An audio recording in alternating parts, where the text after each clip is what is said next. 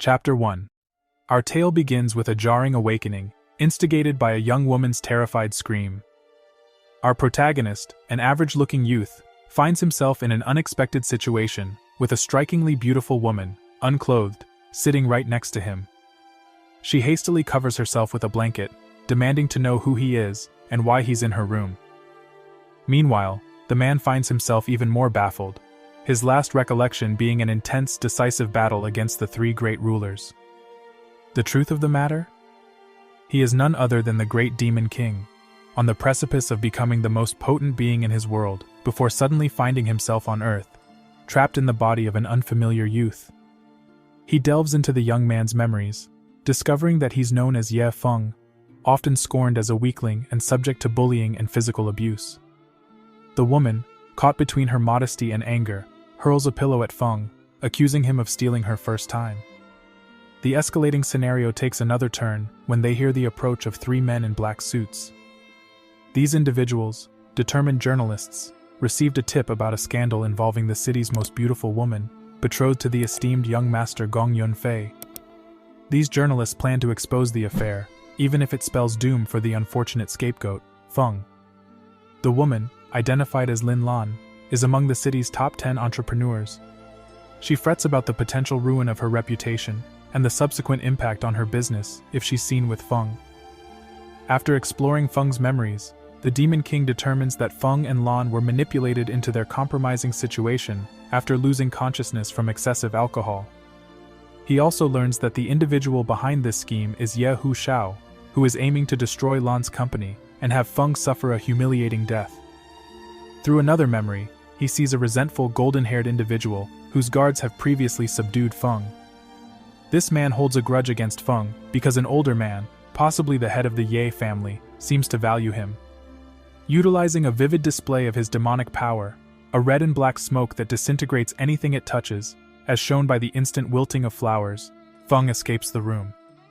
Re-emerging outside the building, he chuckles darkly, undeterred by the challenge of his new human form, and resolute in his goal to become the mightiest being.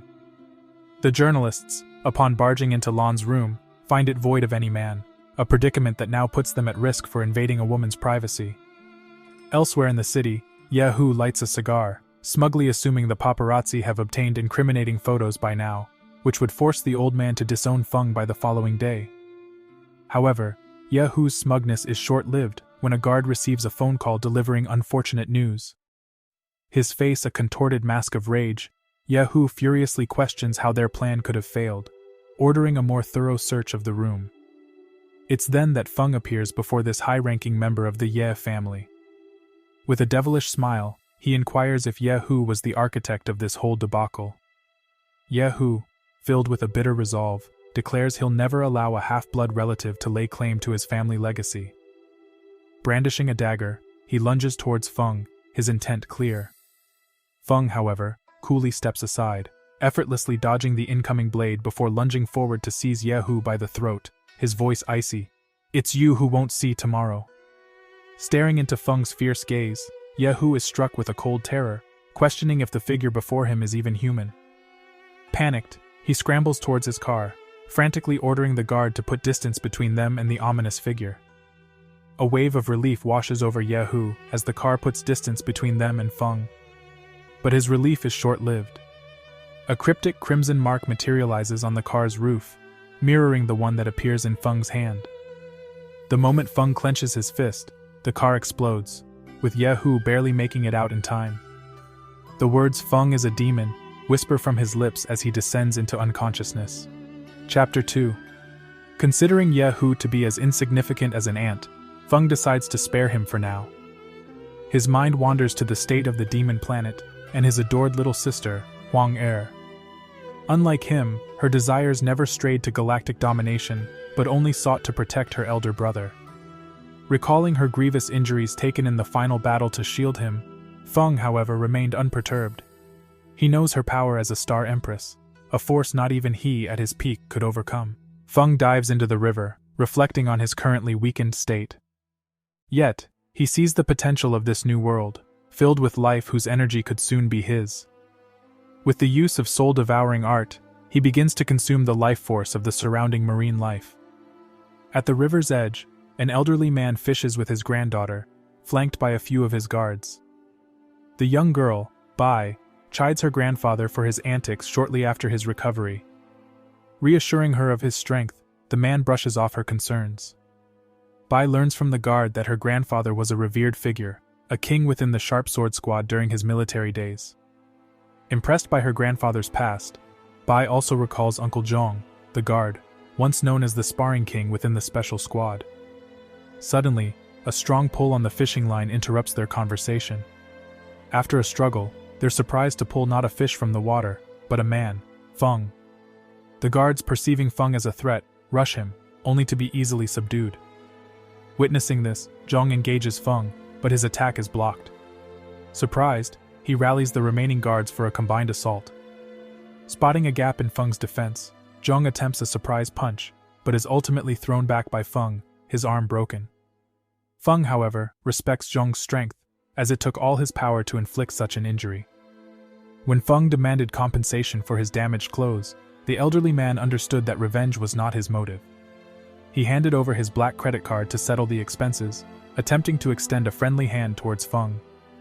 It could benefit the Bai family to be on good terms with someone capable of threatening Zhong. Feng rejected the offer of friendship, but as a gesture of goodwill, he warned the elder that despite his robust appearance, he was on the brink of death. The elderly man's granddaughter expressed her anger at Feng's blunt remark, but Feng retorted, suggesting they could either heed or ignore his warning. As Feng departed, the elderly man revealed his impression of Feng, a formidable force resembling a lethal demon, capable of taking a life with a single finger. He compared Feng to the missing god of war, Long Ya. Given his generally reliable instincts, Zhong found truth in the old man's words, except for one detail. Long Ya was ancient. Hence, this person must be someone else of equal strength. Suddenly, the granddaughter drew attention to a river where, inexplicably, the fish were all dead. Chapter 3. Later, Feng headed to school, aiming to better understand this world. He was met with hateful stares, assuring him that this body's previous occupant was not a popular figure. Despite the body's frailty, its social standing might allow him to navigate the situation. A voice from behind ridiculed Feng, hinting at rumors about his involvement with a highly attractive president. The instigator was Zhong Qiang, accompanied by Feng's former girlfriend, Yu Fei. Feng had sunk into depression when Yu Fei had chosen Zhong over him. Undeterred by Zhong's insults, Feng asked if the fool had finished his tirade. Zhong, feeling disregarded, seethed and seized Feng's shoulder. Feng responded with an insult, likening Zhong to a mole cricket. Yu Fei intervened, demanding Feng kneel and beg Zhong's forgiveness in consideration of their shared past. After recalling how she had once treated him, Feng decided to give her a taste of her medicine. He dismissed her and pitied Zhong for being reduced to collecting his leftovers. Enraged, Zhong lashed out with an assortment of insults and put-downs, supported by Yu Fei, who added to the humiliation with her own jabs. Interrupting their ridicule, Feng retorted that they were a perfect pair, each as reprehensible as the other. He mockingly congratulated them, suggesting that they deserved each other. As Zhong prepared to strike Feng, Bai Yi intervened, claiming Feng as her boyfriend and warning that anyone who attacked him would face the wrath of the Bai family. However, Feng was less than pleased by Bai Yi's physical contact, even as she insisted he should feel privileged by the attention of such an attractive woman. The crowd gasps, astonished at the revelation that Bai Yi, the campus belle, has chosen such an unremarkable partner. Recognizing the power of the Bai family, Zhong decides to stand down. Feng, smirking, applauds Zhong's retreat, taunting him that he'd have been in grave danger if Bai hadn't intervened. With a thinly veiled sneer, he expresses his gratitude to Zhong for taking Bai off his hands. As Yu Fei attempts to intervene, Zhong, pleased with himself, delivers a sharp rebuke. As they stride towards their next class, Yi matches pace with Feng, expecting thanks. His response is cryptic yet profound. He argues that without wealth or influence, a man has no means to express his gratitude. He then jests that his only remaining asset is his physical appearance, offering it to her. His next move is masterful manipulation, flipping the narrative and portraying himself as the victim. He laments that his reputation has been ruined, claiming that his perceived unavailability will ward off potential suitors and destroy his chances of marriage. He demands compensation for the alleged emotional damage. Flustered, Yi reminds him of her grandpa's card in his possession, but Feng argues that it's unrelated. Annoyed yet adorable, she frantically searches her pockets for money. Seizing the moment, Feng makes his escape. It's evident to her that Feng knows about her ulterior motive to probe into his life. Despite this, she's unwavering in her determination to discover his true identity. Meanwhile, in the classroom, two classmates are caught up in a discussion about Feng's precarious situation. They relish in the fact that his return would be short-lived due to the Gong family's wrath and even the potential threat to his life. The hostility from the Ye family and his possible exclusion from their fold are also hot topics. Feng saunters into the classroom, blatantly disregarding their gossip. Zhong, seated comfortably, is visibly gleeful, eagerly anticipating Feng's downfall. Suddenly, a rotund classmate barrels into the room, breathlessly urging Feng to leave at once, warning that the Gong family's henchmen are out for blood. Feng, unfazed, instructs him to remain calm and reassures him that he can handle the situation. Chapter 4. The worried classmate persists, trying to persuade Feng to flee, fearing the incoming brutes might rip him apart to earn the Gong family's favor. 4 brawny men burst into the room, kicking the door open, too arrogant or too dim-witted to consider using the door handle. When they inquire about Feng, Zhong eagerly directs them towards their target, fantasizing about Gongwu crippling Feng and thus eliminating the Bai family's protection, leaving room for his revenge. One of the intimidating figures questions Feng, insulting him about his questionable lineage. Feng retaliates with a quip of his own, referring to the goon as the Gong family's lackey. Enraged, Gongwu tightens his grip, and Zhong silently observes, certain that Feng's arrogance is due to his perceived protection from the Bai family. The 2 other thugs make an empty attempt to warn Feng, advising him to choose his words wisely. Gongwu presents Feng with a stark choice: kneel and apologize willingly, or have an arm and leg broken to enforce his submission. Suddenly, Gongwu's vision is assaulted by the image of a terrifying demon standing where Feng was. Shaking off the horrifying hallucination, he focuses back on the situation. Feng, nonchalantly lounging on a desk, interjects with a third alternative. Commanding them under the influence of his demonic eyes, he instructs them to kneel instead. Zhong can't help but chuckle at the ludicrous spectacle, but his laughter freezes as he watches them succumb, kneeling before Feng. Frantically, he attempts to awaken Master Wu from the eerie spell. Feng, amused by the turn of events, points to Zhong and claims him to be the Feng Ye they seek. The gang, reinvigorated by this revelation, starts to unleash a brutal assault on Zhong, leaving him trembling in terror on the floor. Feng intervenes, ordering them to halt and leave. As the dust settles, Fatty, visibly confused, questions Feng's true identity. Feng confirms, with a coy smile, that he indeed is the Feng they know, concealing the fact that he is no human or ghost, but a demon. Chapter 5. As Zhong prepares to leave the classroom for the hospital, a stunning woman enters, inquiring about his condition. To salvage his dignity, Zhong claims he merely had an unfortunate fall. Feng, however, detects an oddity. The woman, a beautiful teacher, is exuding an unusual scent, the aroma of violet blood. A realization dawns on him. She possesses an innate spiritual physique, and one droplet of her blood would allow him to concoct a powerful elixir, a demonic returning pill, equivalent to gaining an additional life. Feng spots a mosquito fluttering behind the woman, envisioning an opportunity to procure the coveted blood. He swats the insect towards the teacher's posterior, successfully obtaining the desired substance and a more intimate understanding of her physique. Reacting swiftly, the teacher spins around, berating Feng for his audacity. Feng retorts, claiming his aim was simply to eliminate a menacing mosquito. The flustered teacher, Kawaii-sensei, retaliates by expelling him from the class. Undeterred, Feng wears a mischievous grin, indicating that the consequences were well worth it. Retrieving the violet blood from the squashed mosquito, Feng finds it peculiar to encounter such a demonic insect, usually found in the galaxy's forbidden lands, here on Earth. That night, Fatty summons Feng to a bar, revealing that he ended his relationship with his girlfriend for ridiculing Feng. As Fatty tearfully clings to Feng, he asserts that even though he loved her, he cannot tolerate disrespect towards his friend. He chose friendship over love, living up to the hallowed bro code. Fatty, an exemplary friend, sets an example for the younger generation.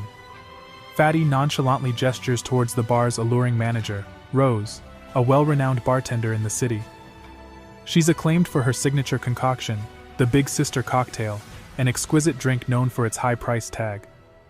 Without hesitation, Fatty slides his credit card across the counter and orders a pair of the famed beverages. Feng, however, senses something amiss. Swiftly he warns Rose that she has been poisoned, alerting her about the imminent danger lurking just outside her establishment. Just as his words subside, a sinister figure with an unsettling countenance stumbles in, querying Rose who, if not him, could save her in this vast city of Jiang. Enter Poison Wolf, the malevolent puppet master behind Rose's predicament, who's now willing to barter the antidote for a price. A surge of recognition flashes in Feng's eyes as he identifies his old adversary. In response, Rose issues a challenge to the bar's patrons. Whoever can vanquish Poison Wolf will drink on the house forevermore. One brave soul rises to the occasion, pledging to tame the savage wolf. This golden-haired titan, known as Tiger, boasts a physique reminiscent of All Might, and a reputation as the undisputed boxing champion of the city's underground circuit. Sit back and raise a glass as the thrilling showdown unfolds. Tiger versus Wolf. But Tiger's flashy yellow punch misses its mark, and Wolf, bathed in a sinister green aura, seizes the opportunity for a counterattack.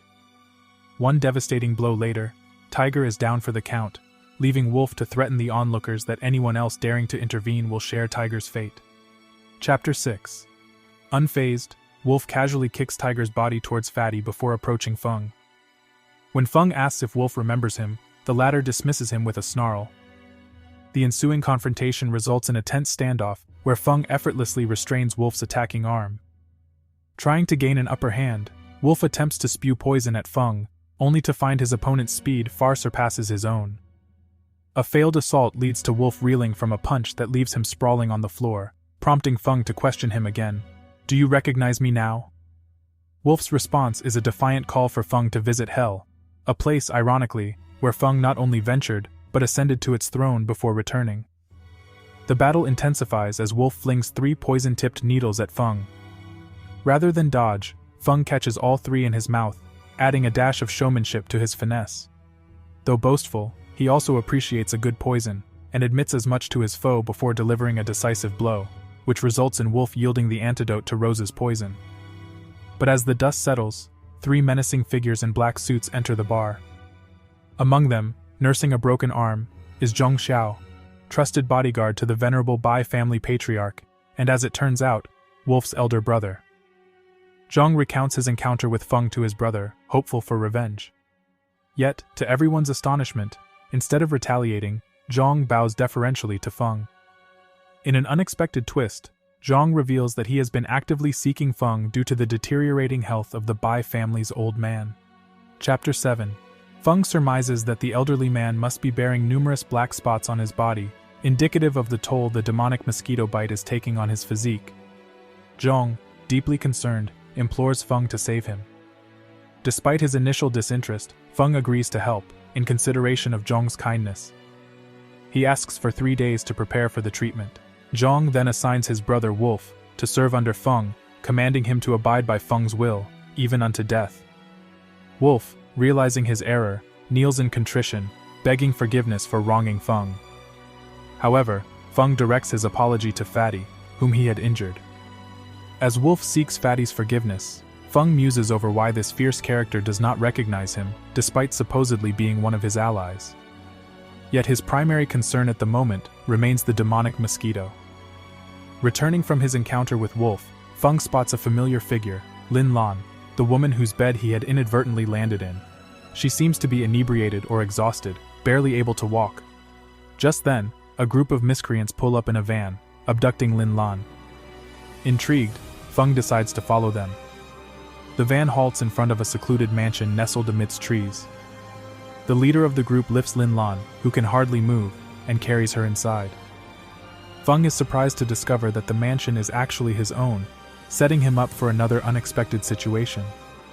A rotund man with a rooster hairstyle and a garish pink shirt barges into the house, and they deposit Lin Lan onto Feng's bed. Seduced by her beauty, they resolve to take turns with her. However, Feng suggests they expedite the process and meet their end together. Stunned by Feng's sudden return, they decide to incapacitate him before proceeding with their wicked plans. The corpulent man in pink is the first to lunge at Feng, and consequentially, the first to meet his doom as Feng extracts his soul, leaving nothing but ashes. The remaining two promptly kneel, pledging allegiance and disclosing that Yehu orchestrated Feng's setup. For their newfound loyalty, Feng rewards them with a painful demise. As their bodies dissipate, Feng spots a glimmering green ring on the floor. Chapter 8. Upon closer inspection, Feng discovers it's a jade pendant radiating a unique aura. He cracks it open, revealing a magical stone imbued with heavenly energy. With this stone, Feng can establish a mystical space system capable of absorbing vigor from the universe. He resolves to keep it hidden from Asta, who might covet the stone to defeat Yuna. Stepping outside the mansion, Feng approaches a magnificent pink tree. This ancient tree holds the potential to amplify the stone's power, a useful trait he should exploit. Placing the stone in the tree, he activates a mystical system, a catalyst for the rapid proliferation of flora across the courtyard. A verdant magical mark materializes on the tree, expanding its reach and releasing a surge of celestial energy. The courtyard teems with new life, the grass sprouting vigorously, echoing the escalation of Feng's own power. Suddenly, Lin Lan enters the fray, stepping into the magical expanse.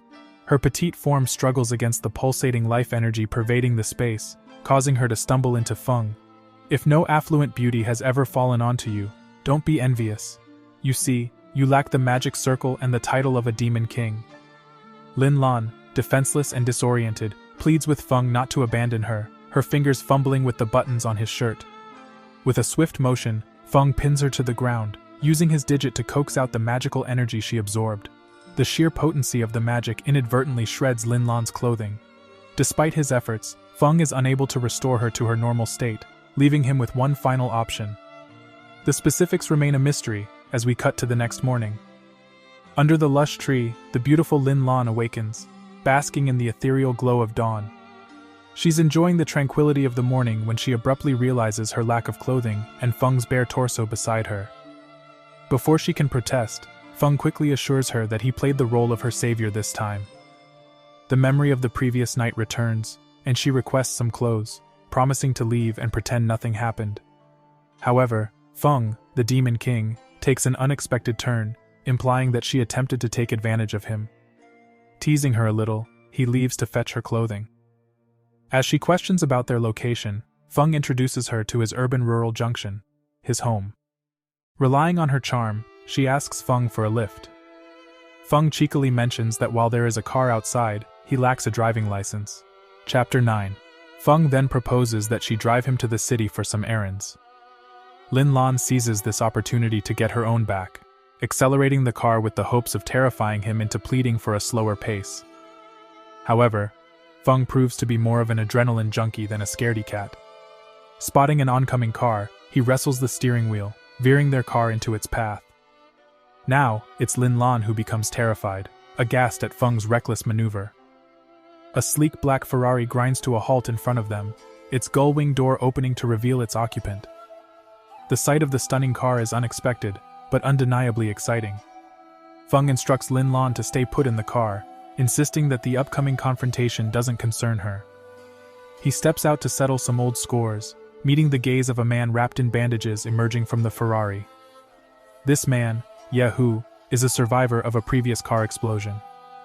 With the tapes removed, his face now mirrors his inner beauty. Without a single word in response to Feng's jeering, Yehu launches into an offensive that leaves Feng stunned by its surprising speed and strength.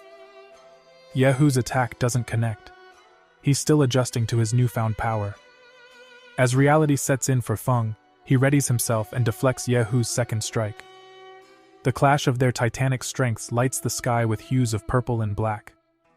Although Yehu's strength has grown tremendously, Feng manages to hold his own.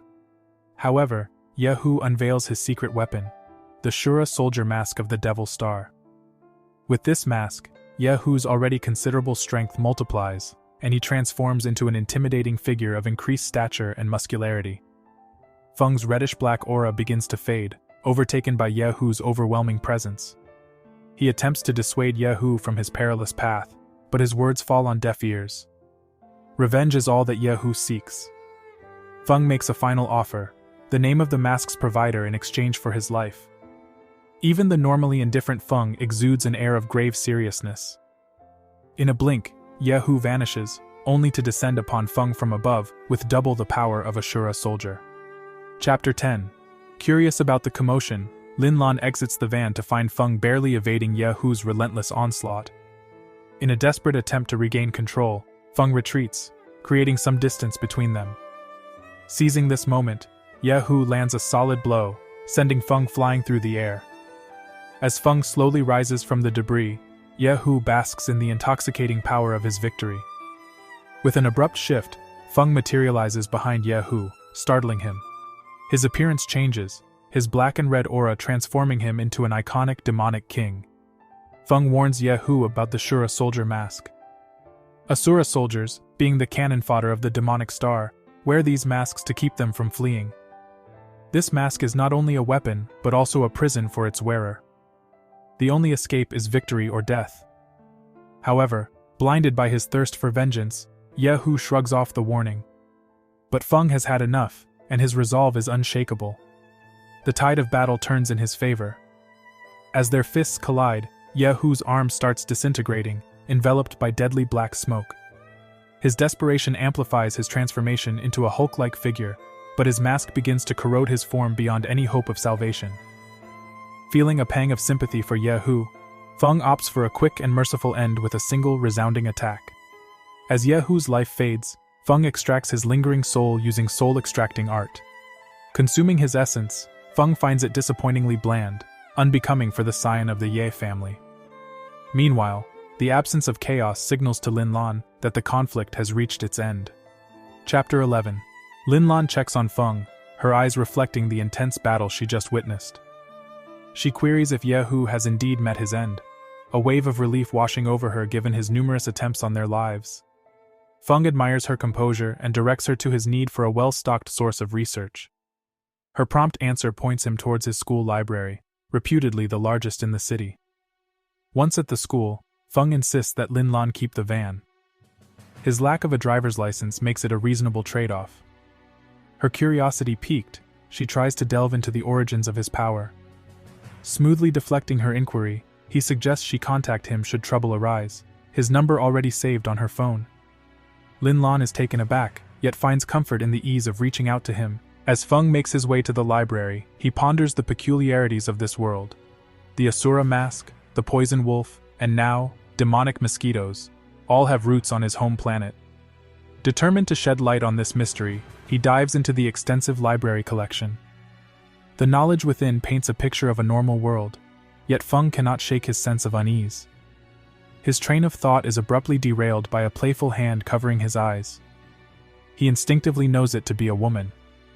Turning around, he comes face to face with Anxi, a childhood friend, and a remarkable resemblance to Huang Er. She has been searching for him, having missed his presence.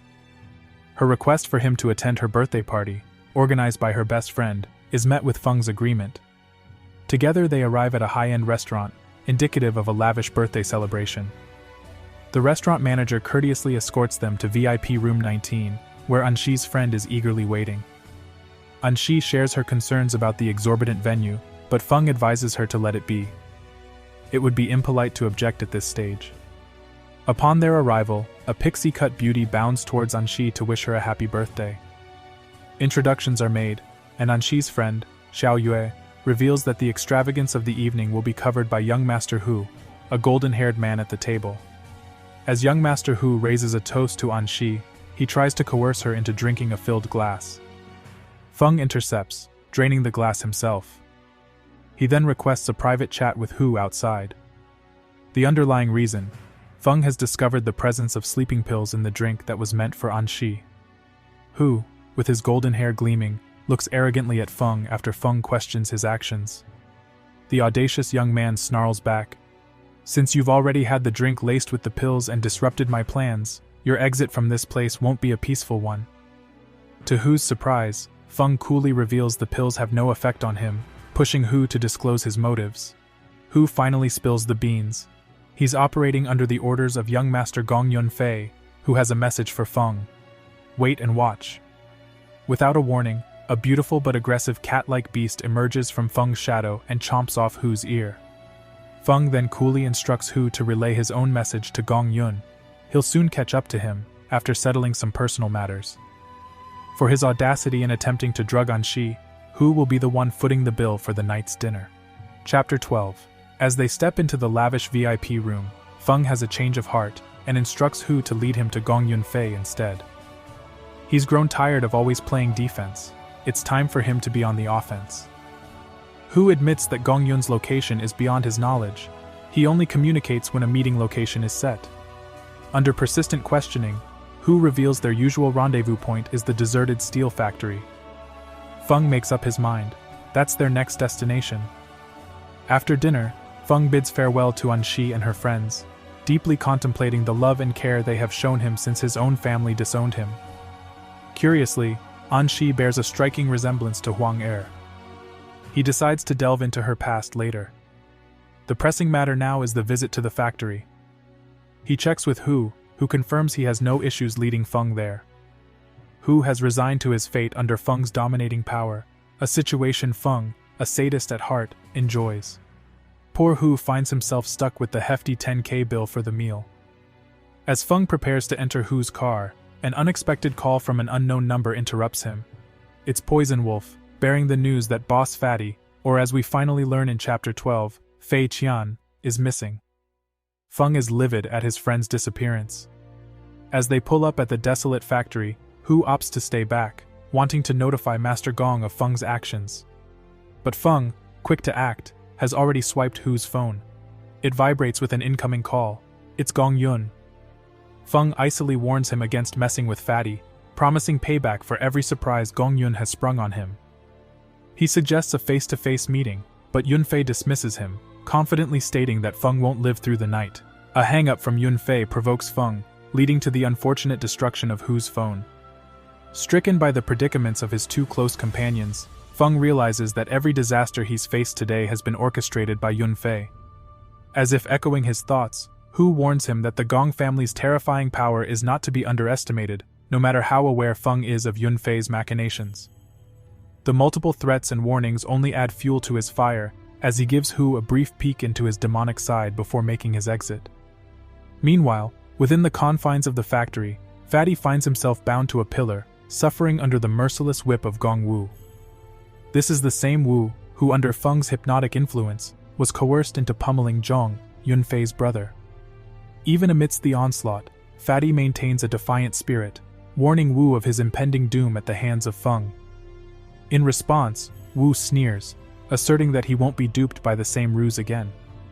He's bent on exacting revenge for the public humiliation and enforced subservience he had to endure. He then introduces Fatty to his brother's designated hitman sent to eliminate Feng, a character bearing an uncanny resemblance to an Asian Severus Snape, with his long dark coat and similar hairstyle. This is Sir Six-Finger Snake, a man with an unsettling affinity for snakes and poisons. Fatty, despite his ordinary persona, feels an eerie aura emanating from this newcomer. Just at that moment, the doors burst open, and in strides their demon king, Feng, making a dramatic entrance to rescue his steadfast companion, Fatty.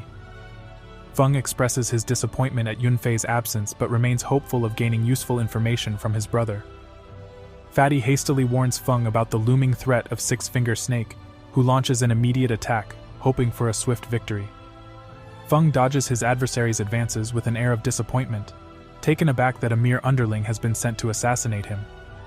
Typically, villains exude an insufferable arrogance that leads them to their demise.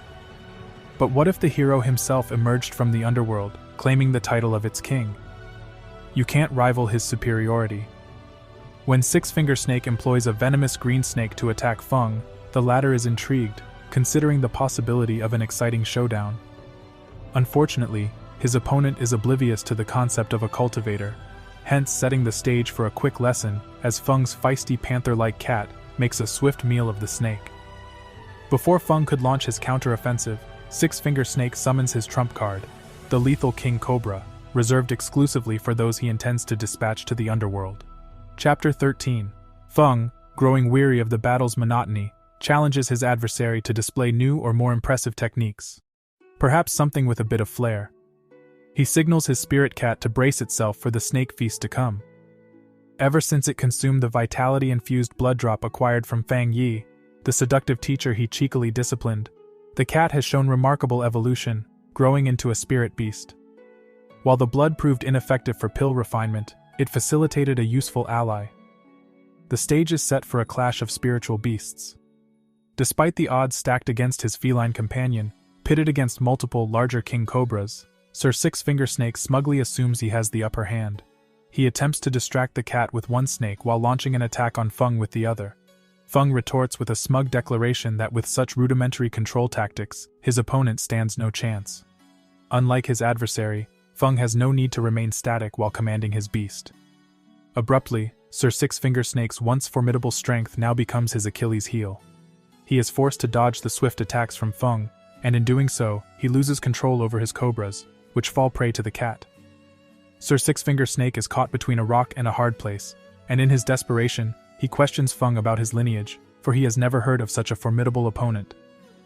Feng's chilling response is simple: he hails from hell. Finding himself thoroughly outmatched and unable to land even a single blow, Sir Six-Finger Snake defiantly retorts that he'll send Feng right back where he came from. He summons an enormous snake, its form unique, as though reminiscent of a morning serpent. Yet, Feng easily defeats this beast with a single stroke, leaving his opponent pallid with fear. Despite the odds, Feng magnanimously offers him a chance to flee. But Sir Six-Finger Snake, stubborn and desperate, plays his last card, the Scarlet Python.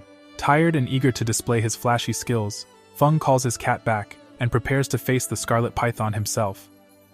The monstrous snake devours Feng, much to the dismay of his wife Fatty, while Gong Wu revels in this unexpected victory.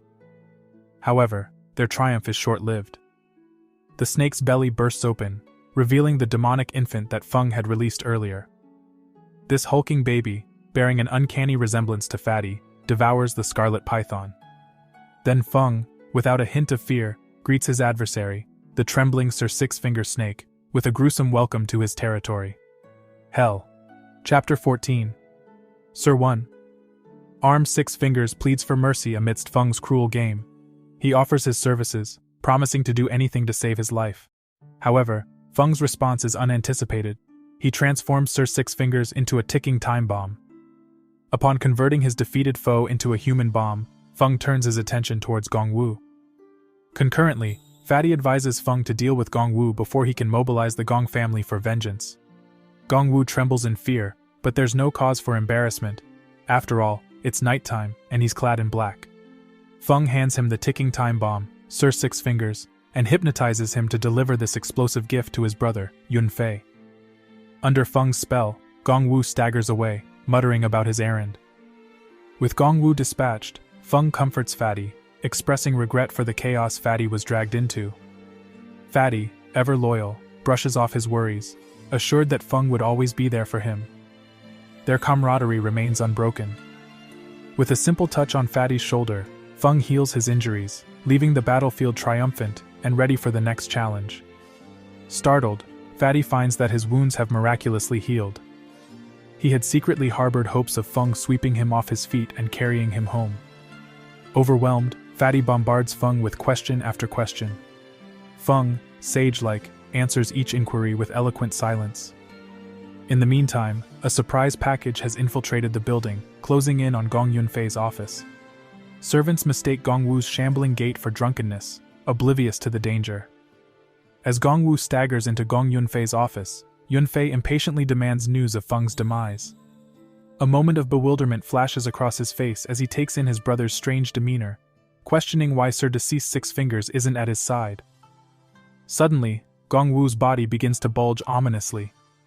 Sensing the impending danger, Yunfei boots him towards the door. As his brother swells like a ticking time bomb, Yunfei leaps through the window in a desperate bid for safety. An explosion ensues, reducing the building to rubble. Chapter 15. The day after the fiery spectacle at the Gongs, Feng finds himself standing before the towering Honghai building. He's there at the invitation of his teacher, the woman who bears his handprint on her backside, for a lunch date. Despite his suspicions about her true motives, he's not one to reject the advances of an attractive woman. Moreover, he plans to utilize this opportunity to dig up some dirt on the Gong family. At the restaurant, he is welcomed by Feng Yi, who is joined by a striking woman named Qin Shui. While Qin Shui wishes to express her gratitude to Feng Yi has some questions for him. As both women fix their big round eyes on Feng, he becomes increasingly uneasy, prompting him to inquire if something is amiss. Feng Yi responds with a winsome smile, revealing that ever since Qin Shui learned about his heroic encounter with the demonic mosquito, she's been in awe. Feeling remorseful for slapping him, they've decided to treat him to lunch as a peace offering. Qin Shui then introduces herself as a doctor and the manager of the city's largest private healthcare facility. Curiosity piqued by the still undisclosed existence of demonic mosquitoes, she wonders how Feng came to know of them. Playing it safe, Feng declines to comment. His evasive response, however, triggers a change in Qin Shui, transforming her from charming to intimidating. Now suspicious, she believes Feng may have some hidden connection to the mosquitoes. Feeling cornered, Feng rises to leave, thanking them both for the lunch invitation. His eyes, at least, have enjoyed a feast. Feng Yi, not ready to let him go so easily, follows him to the entrance with Qin Shui. A cadre of men in sleek black suits await Feng outside. They're escorting Bai Zhengguo, a man whose head gleams more brilliantly than any future could. He's come with a desperate plea for Feng to help his ailing father, whose health is rapidly declining. Qin Shui interjects, arguing that Feng has no medical background. Zhengguo steps in and reprimands her, reminding her to respect the esteemed guest of the Bai family. Seeing no reason to resist, Feng agrees to accompany them. Qin Shui, intrigued by Feng's confidence in treating the seemingly incurable condition, expresses a desire to witness the treatment process. She goes as far as offering to become his apprentice if he is successful. Feng accepts her proposal on the condition that Zhengguo does not object. Unbeknownst to them, an eavesdropper with an unignorably large pair of lips, which leaves people wondering how they became so enlarged, spies on Feng, and reports back to his boss that Feng has departed with the Bai family. His boss, Yun Fei, orders him to continue trailing them. Yun Fei is still seething from last night's incident, where Feng turned his building into an inferno. In his mind, Feng is already sentenced to death, but Yun Fei wishes to decide the grisly fate of Feng himself. At the mansion, Qin Shui again voices her worry that an ailment untreatable by an entire field of doctors can be cured by Feng. She fears he is using the old man as a guinea pig for experimentation. Little does she know, Feng is an honorable man, whose experiments only extend to transforming living humans into explosives and the undead. Feng invites her to pay close attention, assuring her that it would be a once-in-a-lifetime opportunity to see him work his magic. In the patient's room, Feng summons his black cat and instructs Zhengguo to fetch an empty bowl. The cat, as per its routine, sniffs the bowl before bleeding a pink fluid from her claws into the bowl. Meanwhile, Feng Yi is struggling to restrain Qin Shui, a fervent cat lover who can barely resist the urge to pet the creature. Assuring them that the pink liquid will bring about the cure, Feng instructs Zhengguo to administer the concoction to his father. He further warns them of the future machinations of the Gong family. At the mention of the Gong family, the room suddenly fills with a palpable tension. Feng, puzzled by this reaction, asks about the fear associated with the Gong family. Just then, the lovely Bai Yi enters the room and reveals that it isn't the Gong family they should fear, but the powerful Leng family backing them, residing in Jiannan. Chapter 16. The old man awakens and is crestfallen upon learning he was ensnared by the Gong family. Feng admits that there is much about the world he is still learning, so he cannot provide all the answers. One certainty he can offer, however, is that the demonic mosquitoes are alien to this world. Feng assures the old man that the Gong family, though menacing, is not brazen enough to attack him presently. During a conversation with Bai Yi, Feng notices an array of vehicles parked outside their mansion gate. To his surprise, the Gong family has encircled the Bai mansion in an attempt to capture Feng. Yet, Feng faces the challenge with a defiant smile, requesting a car from the old man for his escape. As the gates open and Feng is about to speed away in a luxurious white car, Zhong and his guards intervene. They take down several of Gong's men, asserting that their patience is being tested, given Feng is their esteemed guest. When the ordinary guards find themselves unable to penetrate the iron wall of Zhong, they call upon the rock. With a polite request, he urges Zhong to guide him to Ye Feng, promising in exchange to spare the Bai family from harm. An enormous beast, known as Gui Shou, then emerges, looking down at the white beauty and calling out for Feng. Feng responds from a window, teasingly asking if Gui Shou is the only assassin sent by Yu Fei. Gui Shou scoffs at this casual approach and lunges at Feng, who counters with his black smoke magic, impressively repelling Shou's powerful punch. Gui Shou admits his admiration for Feng's abilities, mentioning that they're impressive enough to join their team, a pity that Feng is marked for death. In response, Feng taunts Gui Shou, telling him to save his cliched threats until after he's managed to catch him. He then takes off in his sleek white car, leaving a fleet of gong vehicles scrambling in his wake. Once he's put a safe distance between them, Feng arrives at a majestic pink tree. Anticipating a tough battle against the rock, Feng turns to the magical space system to level up his powers. Nightfall finds the gong minions finally catching up to Feng's car, only to be greeted by a mysterious maze. As Gui Shou and his men search the towering trees for Feng, the game of cat and mouse escalates.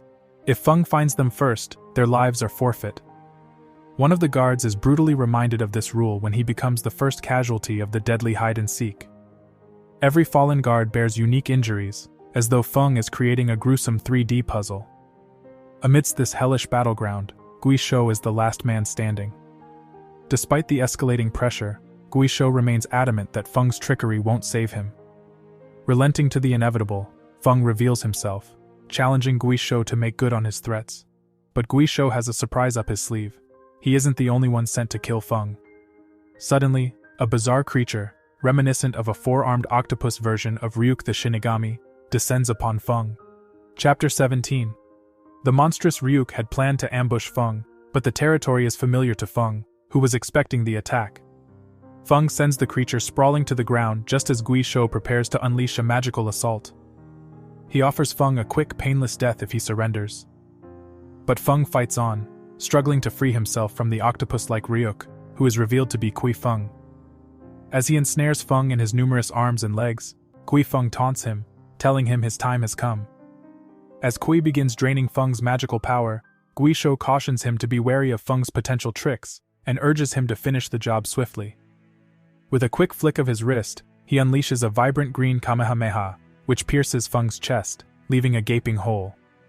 Kui, presuming Feng to be lifeless, sees an opportunity to turn him into a puppet, relishing the unique flavor of his blood. Guo Shou, however, thirsts for further retribution. After all, Feng did kill Sir Lady Six Fingers. He would only find satisfaction once Feng's body is utterly annihilated. Launching another Kamehameha, this one of a grander scale, he vents his rage. Kui feels let down, having anticipated a tougher challenge from Feng, who Gong Yunfei had personally mentioned, only to find him an F-level novice at best. Being E-level experts, both Kui and Guo Shou knew they had the upper hand. Unexpectedly, Feng emerges from behind, ruthlessly severing one of Kui's arms. They're in disbelief, as even seasoned experts couldn't withstand Shou's assault. Feng confirms the hole in his chest, but dismisses it as a mere wound. Transformed into his terrifying long-haired demonic form, his lethal panther ready, Feng stands defiant. Having analyzed their attack patterns, he's now poised for counterattacks. Summoning his loyal weapon, the demonic hunting scythe, he strikes Shou. Both Shou and Kui tremble before this man, yet Feng promises them a swift end. Chapter 18. Feng, not bothered by the task of executing them, is disgruntled by their dismissive remarks about his level. To correct this perception, he decides to demonstrate his true strength. As the encircling shadow engulfs Shou and Kui, Feng offers a lifeline. One of them may survive, but they must decide who. Shou senses Feng's intention to turn them against each other for his convenience. In an attempt to dispel the encroaching darkness, Shou fires off magic beams indiscriminately. Yet locating Feng proves impossible. He is one with the darkness. Suddenly, Feng materializes, scythe in hand. A desperate Shou unleashes a full-powered Kamehameha, but misses. With no decision made, Feng announces that their time has come. Kui, reverting to human form, betrays Shou in an attempt to claim the offer of survival. He turns Shou into a mindless ghoul, reasoning that they're easier to manipulate. Kui feels certain that this formidable old man, now a ghoul, will lead to Feng's downfall. The ghoul show grapples Feng's head, prompting an ominous smile from him. Swiftly, Feng swings his scythe, slicing through both ghoul show and Kui. Feng had expected more resistance, but found them disappointingly weak. As his feline beast feasts on their remains, Feng contemplates his true strength. If these men were E-grade, he must be at least grade A. Summoning all his magic power, he contemplates intensifying it in the future. Turning around, he's taken aback to see his adorable kitten transformed into a majestic lion. He pats his now beastly pet, Simba, excitement flooding him. He realizes that Fei Yun has an impressive alliance surrounding him, offering rich pickings. He knows he must win the Bai family's favor. They could prove a crucial ally in his quest to defeat Yun Fei. Summoning his formidable beast, he sets off towards his next destination. Chapter 19. In another part of the world, a figure in a hazmat suit conducts a thorough inspection of the forest, the site of Feng's battle against Shou and Kui. As the mask is lifted, it reveals Qin Shui, a sigh escaping her lips. She now has to report that Feng is a far greater threat than they anticipated. Qin Shui is not only the head of Qin Medical Organization, she's also part of the clandestine group, Wang He of the Leaf.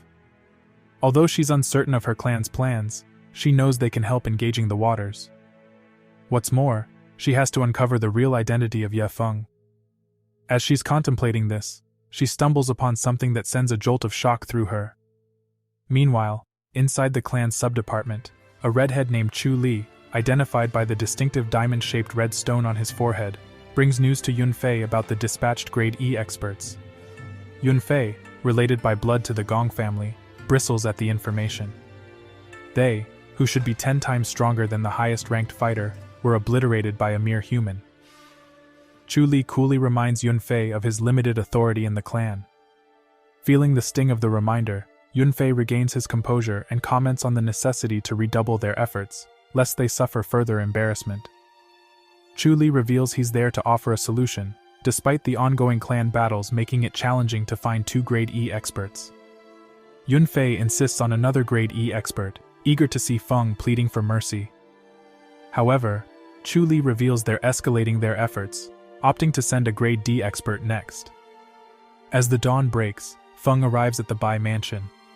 Bai Yi, having just woken up, notices him from her balcony. Questioning his presence, Feng requests to stay at her place for a bit. Bai Yi reacts sharply, remembering how he'd recently taken her grandfather's $2 million car.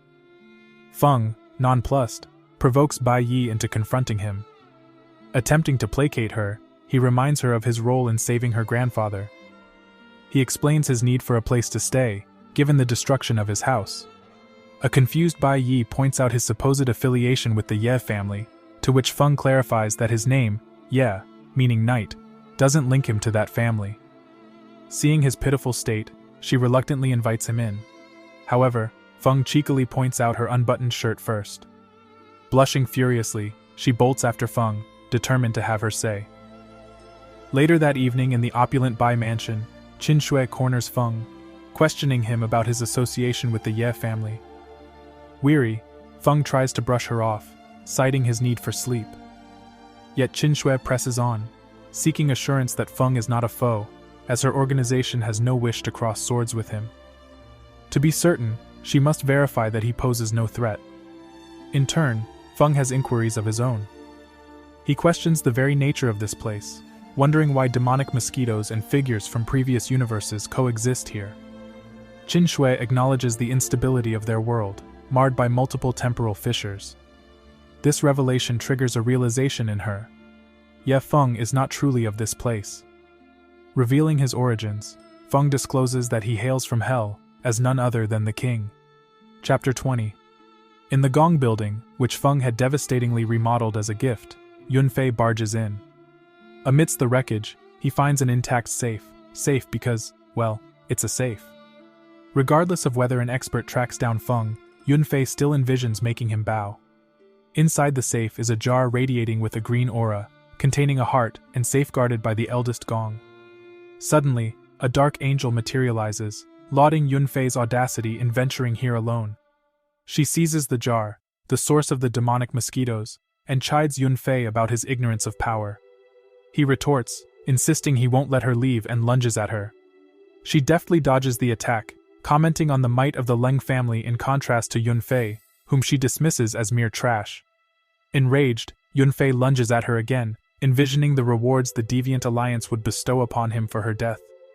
She sidesteps once more, reminding him of the Gong's lack of skill. Yunfei may be on par with grade D experts, but the angel has no interest in combat, especially since she isn't authorized to kill him yet. She congratulates him on his fortunate survival of their encounter. Yunfei retorts that while she may not kill him, he has no such constraints. Suddenly, a barrage of magic arrows rain down from the ceiling, proving Yunfei didn't come here alone. The angel effortlessly evades the attack, nonchalantly informing him that she couldn't care less before making her exit, disappearing into the night. Meanwhile, with Qin Shui gone, Feng relishes a reunion with his scythe, which he can now summon thanks to his absorption of sufficient life energy. However, he still needs to dig deeper for information, as this world raises too many questions. Suddenly, a knock echoes at his window, and an unknown voice inquires, "Is Feng home?" Exiting his home, he's greeted by the sight of a stunningly beautiful Spider-Man, hanging upside down just outside his window. This is the same woman who had recently brought humiliation upon Yunfei. She reveals that her visit serves two purposes. Firstly, she had been eager to see him. At this, Feng grins mischievously and prompts her to reveal her second motive. She presents him with a jar she'd swiped from Yunfei, explaining that he alone possesses the knowledge necessary to care for its contents. Without hesitation, Feng dials Poison Wolf, entrusting him with a crucial mission that, if failed, should prevent his return. Chapter 21. Intrigued, Feng inquires about the jar's origin.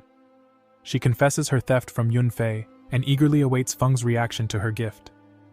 As she kneels before him, she introduces herself as Shun Er, promising to reveal the remainder of her story when the time is right.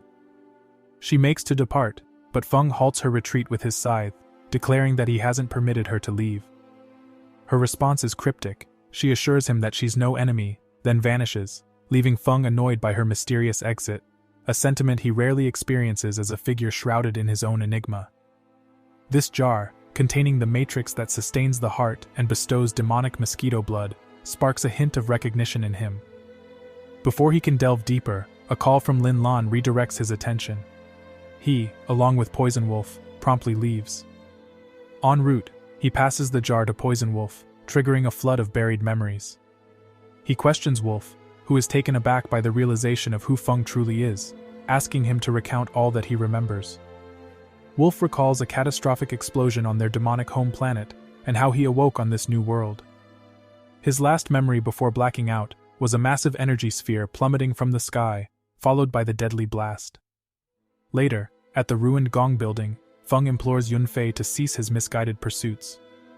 Yunfei argues that their troubles trace back to Lin Lan, insinuating it should end with her as well. Feng attempts to enlighten him about Yehu's manipulation, but Yunfei's obstinacy proves formidable. Inquiring about Yunfei's demonic mask, Feng receives a retort about a journey to Hell, which does little to rattle the so-called King of Hell himself. Yunfei's feeble attempt at a blow is easily diverted by Feng's nimble kick. However, Yunfei reappears behind him, brandishing his spiked knuckle weapon. Chapter 22. Feng manages a quick evasion, and a dramatic clash of red and blue commences. Feng casts a spell at Yunfei's location, conjuring specters of those lost in the previous explosion, forcing him to confront his haunting past. As Yunfei is preoccupied, Feng takes advantage of the distraction to extricate Lin Lan from the chaotic scene, uneasy about the ominous aura exuding from the man lurking behind her, Chu Li. Just as Feng is about to reach Lin Lan, Chu Li intervenes. With a surprising display of strength, he thrusts Feng to the ground, remarking courteously that Miss Lin isn't going anywhere. Feng's irritation is palpable. He had not anticipated a skirmish, especially not while dressed in formal attire. He thought, with a hint of annoyance, that the Deviant Alliance could seriously rethink their dress code.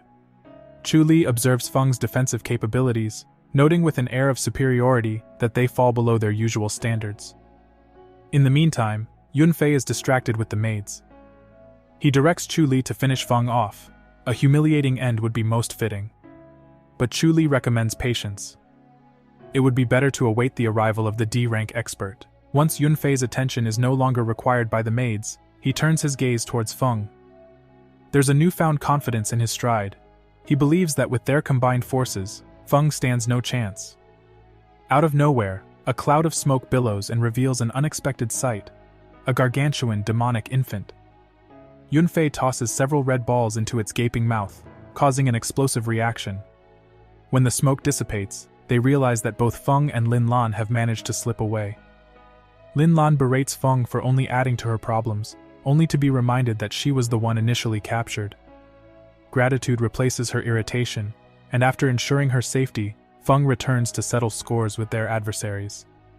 Remarkably, this is the first time Lin Lan has been rescued without compromising her modesty. Meanwhile, Chu Li and Yunfei encounter Poison Wolf, surprisingly holding the coveted mosquito heart jar. They are puzzled as to how it ended up in his possession, but decide to focus their efforts on reclaiming it. Poison Wolf taunts them, remarking that they, as low-rank individuals, lack the knowledge to use it properly. To teach them a lesson, he devours the enticing heart, undergoing a transformation into a wolf shrouded in a toxic green aura. Chapter 23. Unleashing his formidable powers, Poison Wolf challenges his weaker adversaries. They simultaneously strike, believing they've landed a hit. But Wolf is full of surprises. He launches a flurry of poisonous needles at Yunfei. In a selfless act, Chu Li uses his arm as a shield to protect his comrade, resulting in a deep, lethal injection of potent poison. His arm beyond saving, Yunfei amputates it. Yunfei instructs Chu Li to handle Wolf while he sets out to find Ye Feng. He equips Chu Li with a red ball that, when applied to his wound, morphs into a metallic arm. This dramatic transformation reveals Yunfei's unique ability: metal kinesis. As the clash of forces intensifies, Feng re-emerges, ready to confront Yunfei. He questions Yunfei's motive, asking why he's willing to risk his life for something as petty as his ego. Yunfei snaps back, accusing Feng of abandoning the Ye family name. He derides Feng for his decision, emphasizing that in their world, the strength and survival of a family lie in its bloodline. Consequently, Feng has become the focus of his hatred. As he unloads his fury, Yunfei reveals an array of magic balls that morph into sharp needles, all aimed at Feng. Feng glides through the air, deftly evading incoming attacks. If a needle manages to breach his defense, the dark shadow cloaking him serves as a protective shield. After digesting Yun's spite-filled words, Feng dismisses him as a fame-hungry non-entity. Unbeknownst to Yun, Feng is the sovereign of an entire planet, where minor familial affiliations bear no significance. He subdues the feeble Yunfei, proclaiming that without the Lung family's backing, Yun is powerless. As Feng's scythe grazes Yunfei's throat, he pleads, warning that the Deviance Alliance and the Leng family would pursue him relentlessly if he proceeds. Unaware that such threats only fuel Feng's excitement, he grandly declares that nothing will prevent him from becoming the strongest. And with a swift motion, Yunfei's head is severed. Chapter 24. Wolf halts his battle with Chu Li, providing a brief respite for the grieving apprentice who, ironically, now has two masters in the form of Yunfei's separated head and body. Feng dismissively tells Chu Li that the Deviance Alliance is welcome to seek vengeance. Chu Li is paralyzed with shock, anticipating the mistress's wrath that would turn the tranquil city of Jiang into a battleground. His affiliation with the prestigious Ye family will be inconsequential to the enraged mistress. Suddenly, a purple haze materializes, and another officer from the Alliance emerges, commanding Chu Li to retreat. Wolf attempts to thwart their escape, wary of the consequences if news of the incident were to leak. But Feng remains indifferent, resolute in his quest to return to the demon planet. He won't let a minor city impede his path, or he wouldn't be worthy of his title. Assessing Wolf's prowess, Feng surmises that he must be a rank C, and therefore capable of protecting those dear to Feng. The following day at the sprawling Leng estate, a multitude of guests congregate for a scheduled party. Chu Li queries Mr. Zhao, his savior from the previous night, about the Leng family's course of action. Zhao opines that the Leng family won't precipitate a war immediately, given the Bai family's apparent alignment with Ye Feng. At that moment, a lady enters, commanding the attention of all present. It isn't her beauty that captivates them, but the grim spectacle of her carrying her son's severed head. She is Len Han Shuang, mother of the deceased Yunfei. She reveals that the Deviance Alliance elders have officially agreed to a truce with the Ghost Clan, thus temporarily halting the war. However, her personal vendetta for her son's death remains, and she invites those willing to slay her son's nemesis. In return, the elders promise to fulfill any one wish of the Avenger. A buzz of excitement reverberates through the crowd, stirred by an announcement of a once-in-a-lifetime opportunity. This moment signals an inevitable fate for Ye Feng, a savage end that seems certain. Conversely, we find Feng ensconced in Fatty's room, his earnest query hanging in the air. Would Fatty continue to stand by his side even after learning the startling truth about him? To this, the unwavering Fatty declares his undying loyalty. Be it as a demonic king or a universal outcast, Fatty promises to remain at Feng's side, embodying the very essence of friendship. Feng reassures him, pledging to handle any adversity thrown his way by adversaries, leaving Fatty to confront his battle with obesity. Unfazed, Fatty professes his resilience, attributing his survival to his formidable physique and equally stout heart. He is keen to lend a hand wherever he can. Hence, Feng entrusts him with the responsibility of resource management. Their conversation is interrupted by an urgent message from the Bai family calling for a critical discussion. Meanwhile, Feng's residence has been restored under the diligent supervision of the charming Qin Shui. As she hands over the keys, she playfully suggests that Feng owes her a word of gratitude. Feng, however, retorts that the gesture was nothing more than the organization's attempt to curry favor, advising her to take her grievances to her superiors. Infuriated yet amused, Qin Shui hurls the key at him. Feng probes into the real intentions of her organization. To this, she asserts that science knows no bounds, and even cultivation, the art of harnessing external forces for self-strengthening, is worth investigating. She admits that their interest lies in uncovering the source of these forces, and given Feng's potential assistance in this mission, they consider him a friend. But Feng isn't convinced. In an act of defiance, he lands a punch on a spy using invisibility magic, questioning why a so-called friend would be under their surveillance. This leaves an underlying tension lingering in the air. Chapter 25. Within the grand halls of the Bai mansion, Qin Shui engages in a deep discussion with an old man, while Bai Yi listens attentively. The topic at hand: why members of Qin Shui's organization persist in their attempts to assassinate Ye Feng. Qin Shui divulges the often divided nature of their organization, explaining how differing opinions can lead to factions. Yet she assures Bai Yi that this won't be a concern for her if she elects to join their ranks. This exciting prospect leaves Bai Yi abuzz with anticipation. Joining the esteemed Wang He of the Leaf isn't an opportunity that arises frequently. This top-tier research organization seldom opens its doors, but Bai Yi's recent accomplishment, curing poison on Ye Feng's behalf, has earned her this rare privilege. However, each mention of Ye Feng irks Bai Yi, a sentiment Qin Shui shares. In an intriguing twist, Qin Shui decrees that Bai Yi's inaugural task as a member of the organization is to monitor Ye Feng closely, replacing Qin Shui in this duty. This revelation extinguishes Bai Yi's initial excitement. Elsewhere in his quarters, Feng contemplates the ongoing affairs on the demonic planet. This was once his abode, a place he was relegated to as a slave, where he tirelessly battled to rise to the rank of king. He muses about others like Poisonous Wolf, who might share his origins, and contemplates ways to unite them.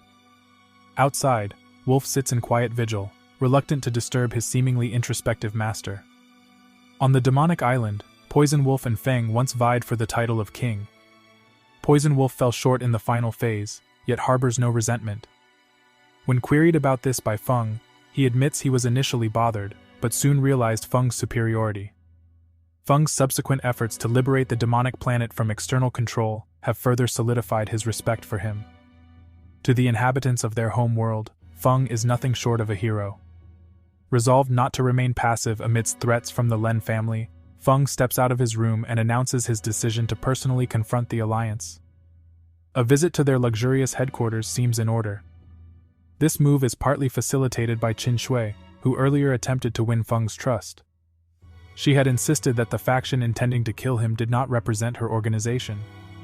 In a bid to convince him, she had confidentially disclosed the alliance's location. Ye Feng casually tosses his car keys towards the valet. Unexpectedly, they're intercepted by a towering, muscular guard who chides him for his audacious entrance without permission. Feng, unfazed, retorts that as a patron eager to spend money in the Red Diamond nightclub, he should be welcomed, not hindered. However, as Feng makes his move to enter, the burly guard ominously warns him of potential danger. His enemies lie within, and there might be no escape. Meanwhile, inside the nightclub's office, a cocky, golden-haired man breaks the news of Feng's arrival to an elegant woman with an unusual green hue to her beauty, and an elderly man.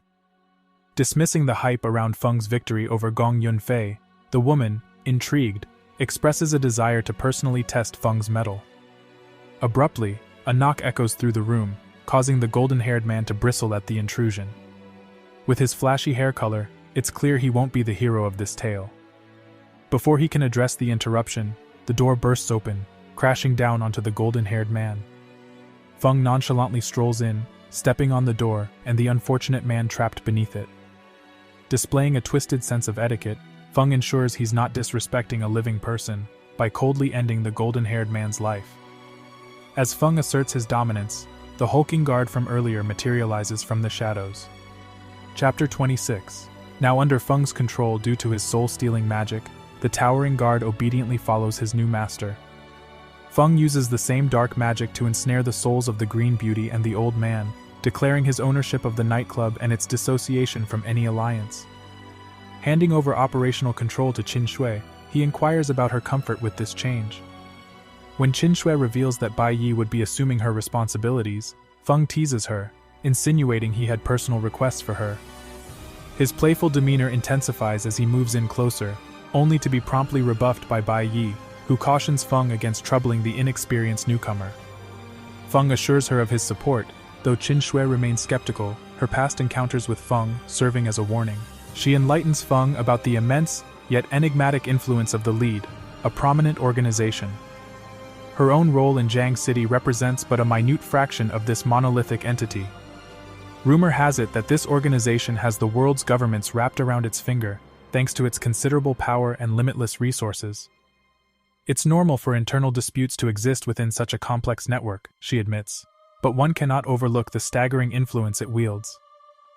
Feng queries whether the Ghost Clan is involved in recent happenings. If so, he requests that Qin Shui facilitate a meeting with its leader. She agrees to this final request, but only under the condition that he disappears from her life indefinitely. She contacts Shun Er and invites her to the illustrious Red Diamond nightclub. Feng is astounded to discover that the glamorous Shun Er, who he'd observed from his balcony, is the actual director of the Ghost Clan. Elsewhere, a grim scenario unfolds in a warehouse. An unsuspecting guard falls prey to a mysterious gray-headed individual. He criticizes the Ghost Clan's lackluster outer defenses, vowing to decimate them entirely that night with his henchmen. Their next target after the Ghost Clan's obliteration, Ye Feng. Shun Er makes her appearance at the nightclub, questioning her king, Feng, about his urgent summons. He probes into her plans for the Ghost Clan, and more intriguingly, her connections to the demonic planet. Her response to his curiosity is a cryptic smile. Feng always desires full control. He argues that it was this desire that enabled the survival of the demonic planet. As he continues to press, she reveals herself to be part of the royal subordinate team, Royal Guard Tong Shun Er. Despite her ties to the demonic planet, she radiates an angelic beauty. Her identity jolts Feng's memory. As Bai Yi tries to make sense of their dialogue, an urgent call interrupts Shun Er. The Ghost Clan is under a devastating assault. Chapter 27. The assault on the Ghost Clan is spearheaded by the criminal clan, with the grotesque masked Luo Chen at the forefront, reminiscent of the swordsmiths from Demon Slayer. One of Luo Chen's followers reports that the other chiefs have successfully quelled the fight, and no experts from the Demon Gate are present.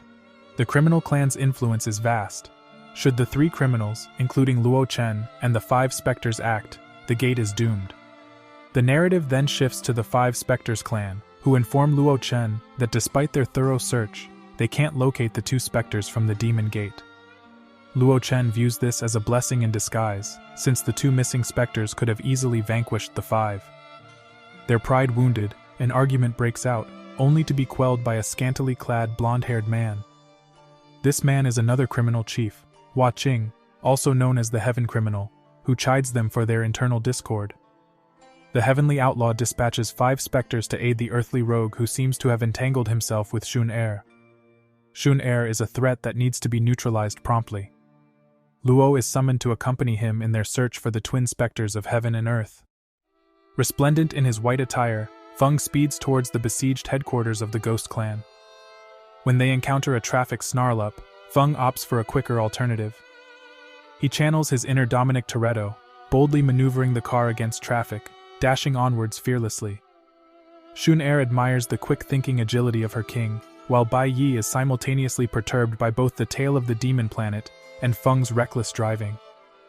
Out of the blue, another enchanting lady donning a ravishing red dress lands on their vehicle. Shun-Er informs Feng that she will handle this newcomer, who happens to be her younger sister. Thus, the intriguing standoff between the stunning sisters commences. The lady in red uses her heel to rip her elder sister's shirt down the middle, revealing a white bra. Shun-Er retorts in kind, but this time, the author opts for some strategic censorship. Suddenly, a gigantic boulder, or more accurately, a mini mountain, is hurled towards the dazzling white beauty.